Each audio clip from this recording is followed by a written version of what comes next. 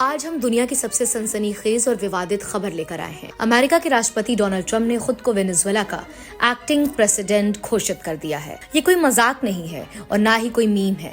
Trump ने x पर खुद का फोटो शेयर किया है जिस पर लिखा है एक्टिंग प्रेसिडेंट ऑफ वेनेजुएला, जैसा कि वो सच में वहां का नया शासक बन चुके हों। लेकिन सबसे बड़ा सवाल है कि क्या ट्रंप को किसी ने वेनेजुएला के राष्ट्रपति के रूप में चुना है? जवाब बिल्कुल साफ है, नहीं। ये दावा कोई अंतर्राष्ट्रीय संस्था, कोई सरकार और ना ही कोई मान्यता प्राप्त रिकॉर्ड मानता है। ये सिर्फ ट्रंप का प्रोवोकेटिव मिसलीडिंग पोस्ट है जिसका मकसद दुनिया को भ्रमित करना है और सत्ता दिखाना है।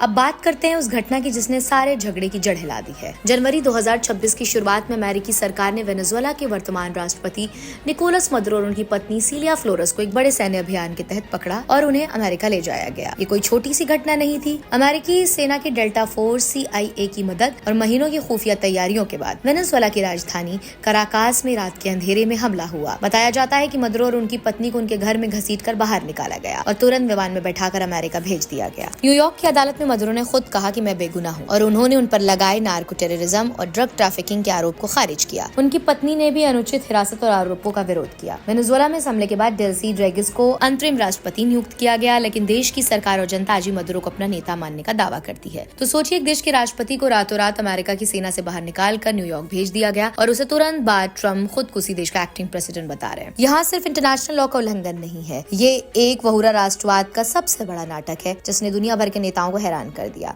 ट्रंप ने साथ ही चेतावनी भी दी है कि अगर क्यूबा और दूसरे देश अमेरिका का साथ ना आए तो उन्हें वेनेजुएला तेल और आर्थिक समर्थन से वंचित कर दिया जाएगा, जैसा कि उनकी संपत्ति हो। इस बयान ने अमेरिका लैटिन अमेरिका रिश्तों में और भी तनाव और युद्ध की आशंका पैदा कर दी है। ये वो समय है जब हमें साफ समझना होगा कि दुनिया की राजनीति सिर्फ घोषणा और पोस्टों तक नहीं है। ये सत्ता, पैसे, तेल और नियंत्रण का खेल है। अब सवाल यही कि क्या ये ट्रंप की तानाशाही की तरफ सवाल उठी हुई पहली सीढ़ी है या फिर ये एक सोशल मीडिया पोस्ट से बड़ा विवाद है।